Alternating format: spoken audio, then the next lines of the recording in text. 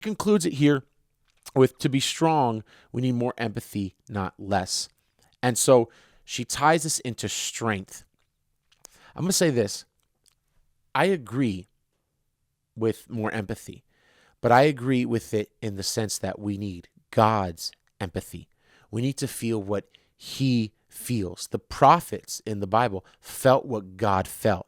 And when they felt what God felt, they felt the cry of those suffering. They felt the cry of those dealing with injustice and loss and pain. They felt what God felt. Ultimately, they felt what God felt, not even so much, even what the people felt, though that was an effect, but they felt what God felt. That's really important. And so it's not just so we can feel what God feels to know how to be compassionate, but we feel what God feels and we can properly mourn over sin. We can properly hate wickedness. If we feel what God feels, then we will in many ways be weak, but in that be strong. Christ has felt what we have felt, right? In the beginning of this video, I shared Christ has felt everything you felt. He's felt the temptations you felt, the pain you felt. He has felt what you felt. He died not just for you, but he died with you, even in a sense as you. He became sin so we become righteousness. He was the man of sorrows so we could become the people of joy.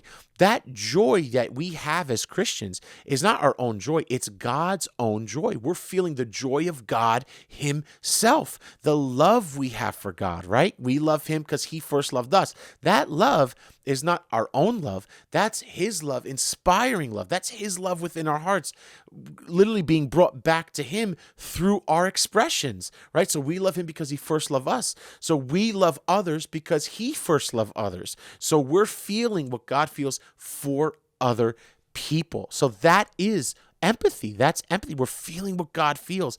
We have the mind of Christ. We have his spirit. We have his love, his joy, his peace. We're feeling those things. We get to experience that.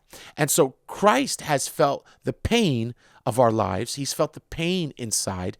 And we, in return, because on the cross there was a trade, he traded our sorrows for his joy. We now get to feel his joy. He felt our sorrows. He bore our griefs, bared our sorrows, but we get to feel his righteousness, his peace, and his joy.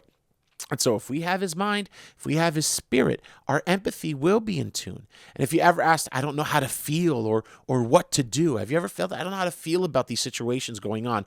Remember that Christ has entered your darkness. Christ has entered your life, and Christ has died for you, with you, as you. As you focus on that, you will be inspired to live in a way that comes from his empathy, because as you realize, wait, you did it for me, I can share that with others, right? You, Christ, you went through what I went through. You died in that. You entered darkness. You entered death, right? That means, guess what? We can now bring that joy, not just our own joy, it's God's joy to other people. And so because Christ has joined us, we have now joined him. When he died, you died. When he went in the ground, you went in the ground. And when he went up, you went up. We are seated with him in heavenly places. And so as you focus on what Christ has done for you, right, and that he's felt all of your pain, you will be inspired to live in a way that comes from his empathy. You might end up feeling what God feels for your enemies. Guess what? You might even feel love for your enemies, right? God loves Preddy, and he also loves the people that killed Preddy. And you might feel love for everybody if you really focus on Jesus. If you focus on Christ and crucified, you might just end up consequentially feeling love for everybody.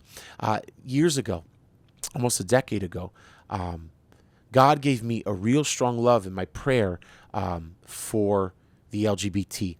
I didn't understand what I was feeling, but I just felt this compassion. I felt this love for them, and I began to read the Bible for them. I have a couple of videos about the LGBT on my channel. You can check it out. But I just began to feel this immense love for them, and I still have that immense love. That love hasn't gone away. I feel that immense love. And God, it's like that feeling like I have to pray for them. When I read the Bible, I'm including them. The love of God in me is compelling me, right, to talk about the LGBT community and how much God loves them, right? So that compels me. That love, that's not my love. That's not like my own love. It's there in me, but that was God that gave me that love. And I in a sense, I always loved, but when I was praying that day, when I was just in my own prayer time, that love entered me, and that was not something I felt before. That love and empathy came from God, and you can receive love and empathy for your enemies from God. You can do that. It is not, we don't get it from policy. We don't get it from politics. We're not going to get it from liberal, Democrat, conservative, right wing, none of that. It is not to be filled. This kind of thing, this empathy, this love, is not to be filled by institutions. That's idolatry. It is to be filled by Christ. We must preach the gospel, right? He was filled with sorrow. He was filled with sorrow, so we could be filled with joy. We need his empathy. We need to feel what God has felt. And guess what? We need to be filled up to the point where if we don't speak the gospel, we don't speak the truth, we're filled with sorrow. Woe is me if I do not speak the gospel. The gospel is the power of God for those that believe. The gospel is the power of God for those that believe. Don't let politicians lure you into building power you don't need. All right, I'm talking to you, Christian. Don't let politicians lure you into building power you do not need. You have the power right now. You have the gospel. Don't be ashamed of it. Rehearse it. Tell it to your kids. Tell it to your cat. Tell it to yourself every single day what Jesus has done for you. Feel what God feels about you and feel what God feels about others. Then go out into the world and tell everyone you can. Bring the gospel of peace to friend and foe, to loved and enemies. For God has made peace by his blood so that all things, everyone, would be brought back to God. Don't be afraid. Be filled with the love of God. So I do agree with Hillary. We do need more empathy. It's not empathy that comes from any philosophy, any morality, but it's an empathy that comes from Christ. And it will make us strong, but it will make us strong as we are weak. For power is perfected in weakness.